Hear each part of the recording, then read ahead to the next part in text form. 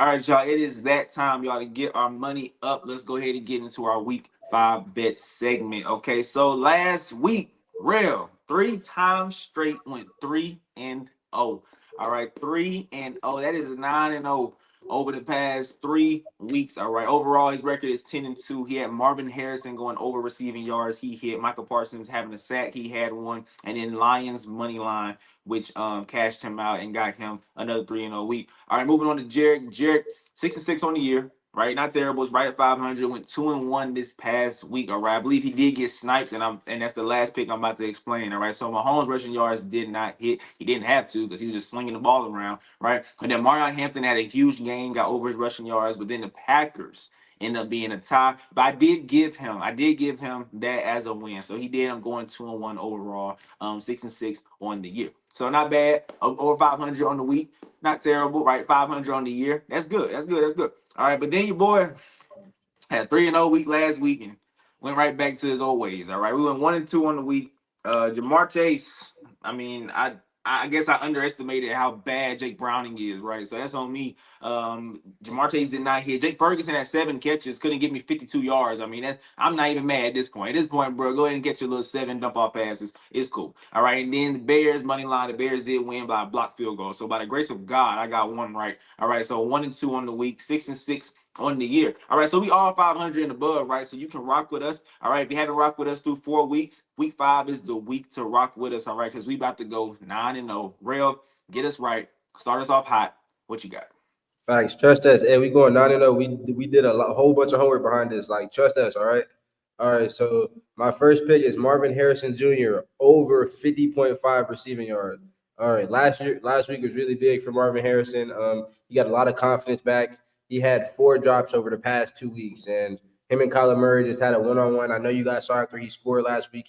He got real emotional. So I'm telling you, this is going to be a big week for him. Go ahead, smash the over 50.5 yards. The pass he's going against Tennessee. In the past 4 weeks, Tennessee has given 61 yards to Cortland Sutton, their number one receiver. They gave 91 yards to Puka and 106 yards to Devontae Adams. They gave 73 yards to Michael Pittman, and they gave 79 yards to Nico Collins. So all number one receivers have went over 50.5 yards. Go ahead and smash that. My second prop is going to be Ashton Genty under 67.5 rushing yards. Yes, sir. We're going all the way back to week 1 and 2 when Vegas panicked again. They saw Ashton Genty had a really good week last week against the Bears defense, who have the worst run defense in the league. The Colts, they actually have a really good defense. They've been playing really good football. They have the 8th best run defense in the league. And we also got to remember this O-line that the Raiders have absolutely sucks. So go ahead and smash the under for Ashton Genty. Then moving on to my money line. Hey, I'm telling you guys, go ahead and lock in the Chiefs. The Chiefs, they're in a really competitive division right now with the Broncos and the Chargers. They can't afford to lose a game like this. And I'm telling you, this Jaguars team is the worst 3-1 team in the league. They don't have a credible win yet. Their 3 wins came from a Texans team. CJ Stroud threw a last minute go ball, just threw it up. Basically, just threw it up. Last week, the Jaguars beat the 49ers. The 49ers are extremely beat up. And the week before that, then week 1, they beat the Panthers. So they don't have a credible win. I'm telling you. The Chiefs, go ahead and lock that in. Got you. All right. So we got Marvin Harrison over. We got Ashton Genty under. Sorry. And then we have the Chiefs money line. All right. So that sounds like 3-0 to me. Let's go 6-0 with Jerrick. Jerrick, what you got? I'm confident in these picks. I'm very much so. All right, so look, first of all, we're gonna go to Cleveland. Quinshawn Judkins, 74.5 rushing yards. We're gonna take the over. Okay, look, this is a Cleveland team. We just heard Dylan Gabriel is now the starting quarterback. Okay, and before Dylan Gabriel got named starting quarterback with a vet in Joe Flacco, they were feeding Quinshawn Judkins. Since he's came back, he's been eating on the ground. Every single game, he's gotten better, and he's been going against good defenses at doing that.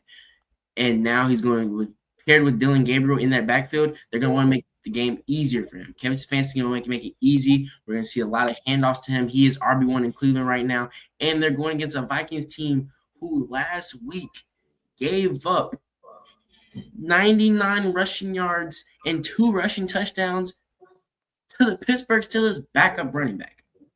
which, by the way, that man up there did not pick the Steelers to win. I was not going to let him forget about that. But anyways, yes, so we're going to take Quinshon Judkins over, okay? The Vikings run defense, I'm not very confident. They're going to feed him the ball a lot. So we're taking over 74.5 rushing yards. And then we're going to go with Dallas. We're going to go with the wide receiver one for right now, George Pickens, over 71.5 receiving yards. George Pickens, he's funny because it's like he'll go a whole 3 quarters and then he'll have a 60-yard catch.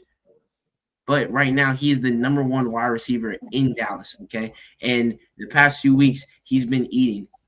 Giants, he has 68 receiving yards. Against the Bears, he has 68 receiving yards. And then as wide receiver 1 against the Green Bay Packers, you have a good defense. He had 134 receiving yards. 2 touchdowns with that. Okay, Dak Prescott, he knows how to get the ball to his weapons, and he's going to get the ball to George Pickens. George Pickens, they're going to be playing against a Jets defense where Sauce Gardner, not too confident in him anymore.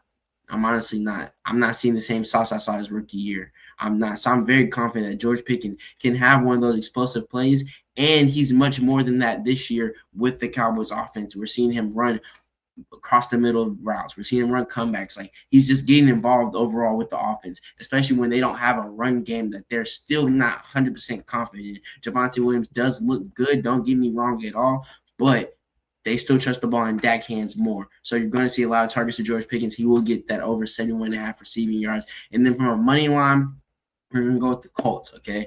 This Colts team was just in a close game with the Rams. Like, and this Rams team is a team that we are a firm believer.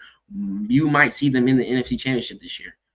They just went toe-to-toe with them. Like, this just proved that, honestly, for us that have been hating on the Colts are better than we thought. And it's true. Like, for them we did not think that game was going to be as close as it was. It took Matthew Stafford to busted coverage, but it took a great Matthew Stafford play, and that is how they lost. So they're going to be coming. They're going to be hungry, and they're going to be playing against a Raiders team that I'm still don't think is good. This Raiders team, and this goes back to Rell's pick of why you should take the under on Ashton Jitsy's rushing yard. This Colts team has a much better run defense than the Bears. That's the only reason why the Raiders were in the position to win. Ashton Jitzy had a good game. That's what gave them the opportunity to win that football game. Now, guess what? Ashton Jitzy's not going to have a good game this week because he's going to get a much better run defense. So what's going to happen? The Raiders are going to lose this game. So I do have the Colts with my money line. So Quinshon Judkins over 74.5 rushing yards, George Pickens over 71.5 receiving yards, and the Colts as my money line. Let's go. All right, that sounds like a 3-0 week. All right, that was 6-0, and now I'm about to go ahead and clean it up, and we about to go 9-0.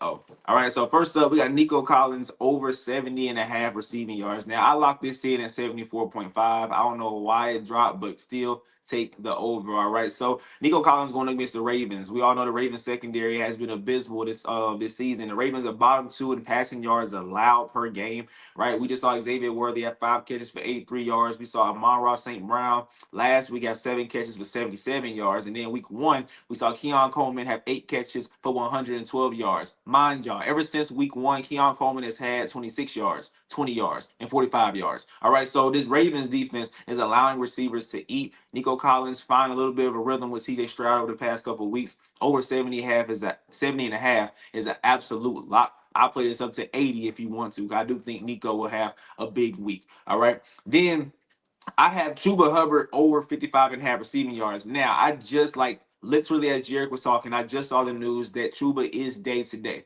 All right, day with a calf injury. If he plays, lock this in. Or I'm gonna give y'all extra one just in case he does not play. But if Hubbard plays, lock this in. Over 55.5 rushing yards against a bad Miami run defense. All right, this Miami run defense is bottom 3 in yards allowed per game. All right, against the Jets, when the Jets came out opening drive, they absolutely gashed the Miami Dolphins going down the field, right? The Jets ended up fumbling on the goal line, which ended the drive. But they absolutely just ran the football. I think Justin Fields threw the ball once, maybe once on that drive. But if we're looking at the 3 of the last 4 weeks, Breece Hall, 14 carries, 81 yards. James Cook, 19 carries, 108 yards. And then Jonathan Taylor, 18 carries for 71 yards. The other team they played in that 4-week span was the Patriots. None of the Patriots running backs are great right now, so their run game isn't that well. But teams that do have good run games run the ball very well against this Miami run defense. And also, Bryce Young's not playing well, right? So put the ball in Chuba Hubbard's hands and protect Bryce Young. All right, but if he does not play, all right, this is the alternate. Go with Amon-Ra St. Brown over 68.5 receiving yards. He's going to get the Bengals. Right, I think that's just self-explanatory. Right, I really ain't got to break down nothing. The Bengals secondary is struggling. Cortland Sutton just had a huge game against this Bengals secondary. I know for a fact Amon-Ra can. And the thing is, Amon-Ra is blowout proof. Right, if they block the team, Dan Campbell don't care. He's going to keep his starters out there. They will keep putting up points. So you don't have to worry about a blowout with Amon-Ra St. Brown. He can definitely get 70 yards against this terrible Bengals secondary. And then my money line for the week is going to be the Tampa Bay Buccaneers. Look, Rell attacked a overrated 3-1 team with the Jags. I'm attacking another overrated 3-1 team with the Seattle Seahawks. Okay, the Seattle Seahawks simply just aren't that good in my opinion, and I think the Bucs are just simply better. So, and the Bucs are not even favored in this game for some reason. It's in Seattle. The Bucs are not favored, but you should definitely take it. And here's why. All right, look, the Seahawks beat the Steelers, who won because of the muff kickoff, right? We know after the muff kickoff, they went up by 10. The game was pretty much over. All right, they beat the Saints. The Saints, as Rell knows, just aren't that good of a team right now. And then the Cardinals, they was up 20-6 in the fourth quarter, like 9 minutes left. The Cardinals came back up, tied the game, and luckily, with the new kickoff rules, the Cardinals kicker missed the landing zone, right, which put the Seahawks on the 40. They didn't need to get that many yards to get in field goal range. They ended up winning by a field goal last second. This team is not good, right? And Vegas is overrating the Seahawks, so definitely take the Bucs, who just went shot for shot with the Eagles, came back in that game, made it close, almost beat the best team in the league. Take the Bucs on the road against the Seahawks, and that's how you go 9-0. All right, so Nico over 70.5, Chuba over 55.5 if he plays. If he doesn't play, take Amon-Ra St. Brown over 68.5, and then I have the Bucs money line. Smell like a 9-0 week, fellas. That's what it smells like. Sound like a All right. If y'all want more props like this, please let me know in the comments. If y'all want to join my Discord, a one-time $10 payment, and you will get our picks every single week. We just cashed last week on a money line slip that hit for us. All right. So if y'all want some money, some extra cash, join the Discord. I'll send you the information if you let me know in the comments that you're interested. They feeling like and sub and leave a comment down below.